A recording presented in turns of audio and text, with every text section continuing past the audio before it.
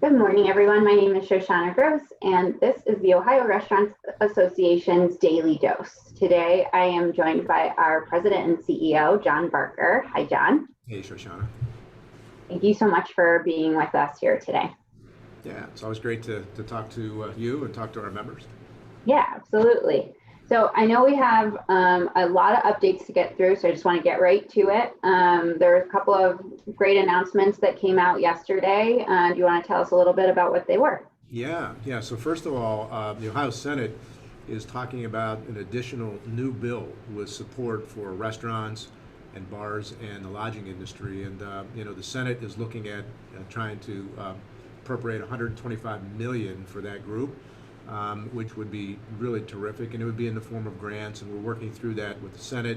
The House will be doing a similar piece of work. They'll look at it, and hopefully, they'll come together on that, which is great. So we're going to follow that very carefully. We'll provide updates. This is, by the way, in addition to the announcement made a few weeks ago by the governor and lieutenant governor that they were looking at appropriating 200 million in the next budget for restaurants and bars, as well as $50 million for tourism to kind of bring people back to focusing on Ohio. So this would be in addition to that. So stay tuned. We'll have more information on that. Senator Steve Huffman and Mark Romanchuk, who are good friends of ours, are pushing for that. They love restaurants, and they're really trying to help out. So that could be really good news at the right time. The second thing is the Department of Health put out two updated orders, and these get really technical and detailed. I would suggest you look at our memo that went out on Tuesday because we explained them a little bit, and we have links to the actual orders that you can click on and read. But they're really two things. The first one's mass gatherings, which is all getting together with wedding receptions and proms and things like that, using banquet facilities. People are now allowed to have more than 300 people, and that's been a big limitation for many of our operators and caterers and event centers. So that's really good news. And that order went in place on March 2nd. So really good news for everybody that's in that business. More details, again, are in the order. The second one is the sporting venues, right? Which, is great news because what's going to happen is sporting venues can go to 25% indoor and 30% outdoor. And then on top of that, entertainment venues, music and things like that, can get up to 25% of their capacity. So that's all new, good information. And how that really applies to our industry, of course, it's great news because so much of our business, our restaurants and so forth, feed off of these events, right? So you can imagine the Blue Jackets game, or you get up to the Indians opening up, or the Reds, down in Cincinnati, and these venues having people back out are going to be going to restaurants and bars. And so as we keep fighting our way back a little bit, this is all good news. Yeah, we're looking forward to seeing some of those areas downtown and close to sporting venues and entertainment venues have a little bit more business. I know they've been really struggling with the lack of fans. So They really have. Now tied into this, of course, is the vaccines, right, and giving people confidence to go back out. And the good news is that the state is put out more details around eligibility. It's now down to age 60 if you're an Ohioan, and then certain groups have been approved. And that information came out from the governor. Again, that's in our memos that we detail that in our memos. And we have put in another formal request to the governor's office to include restaurant, food service workers as essential workers to be included in, as we continue to work through these different groups. And so we hope that will occur. We'll keep you updated on that. Great. Looking forward to hearing more as the governor tells us more about vaccines that are available. So that's what's going on at the state level. I know we also have some updates for federal happenings. So tell us a little bit. Shoshana, it changes so fast that you almost can't look away, right? But importantly, the American Rescue Plan, which was put out by the Biden administration, has been touched up a bit by the House, but is approved by the House. This is the $1.9 trillion stimulus bill. So that's been approved by the House. It's going to be debated by the Senate now. The Senate's looking at it.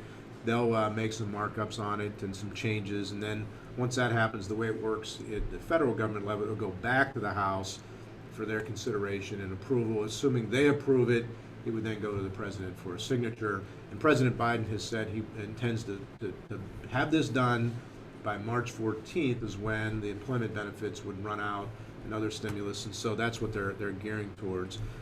Interestingly, in that is a $25 billion restaurant revitalization fund, which is specifically, something that we have been advocating for quite some time.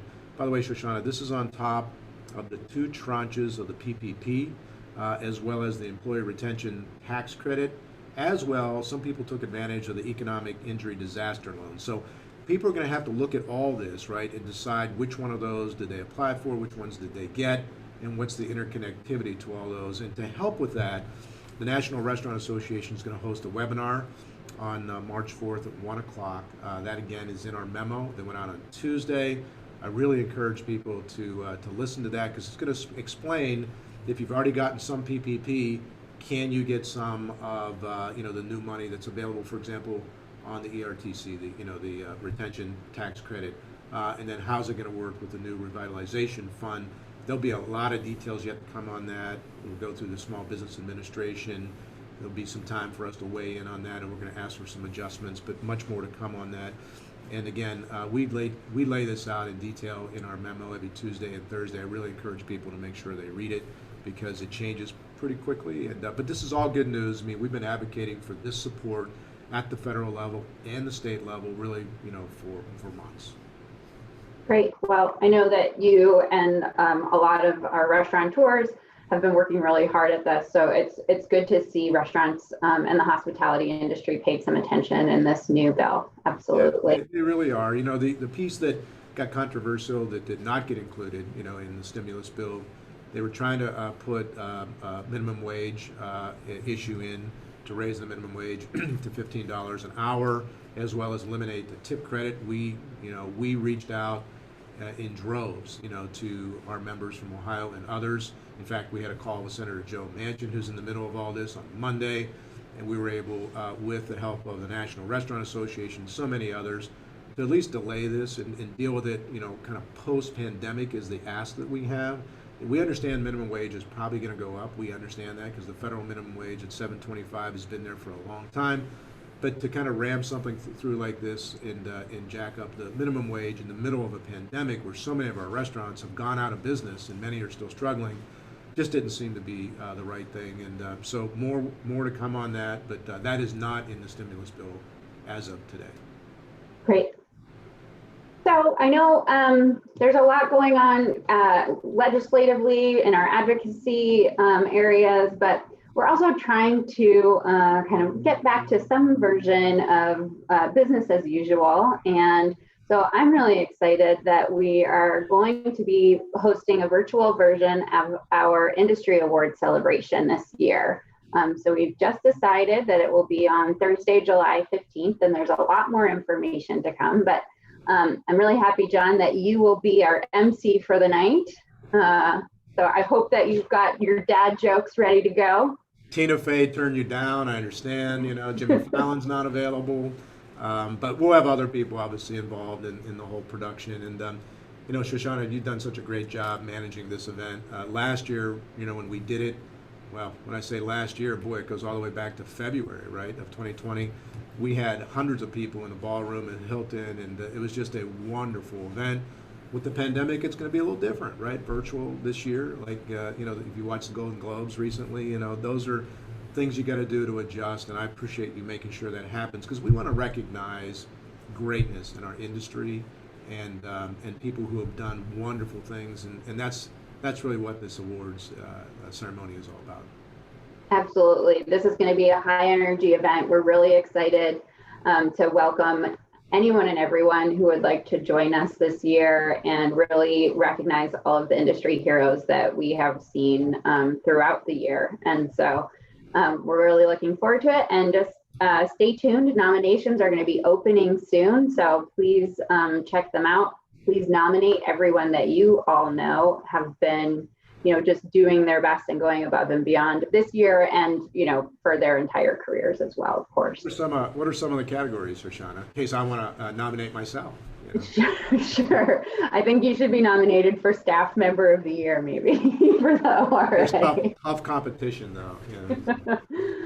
We also have Tech Titan, there's Nourishing the Community, Outstanding Vendor Award, we have an Industry Innovator Award. There's a lot of great awards. So we'll be putting that information out on our social media channels, and there'll be a website soon to check out. So just stay tuned. We'll have a lot more soon for you all.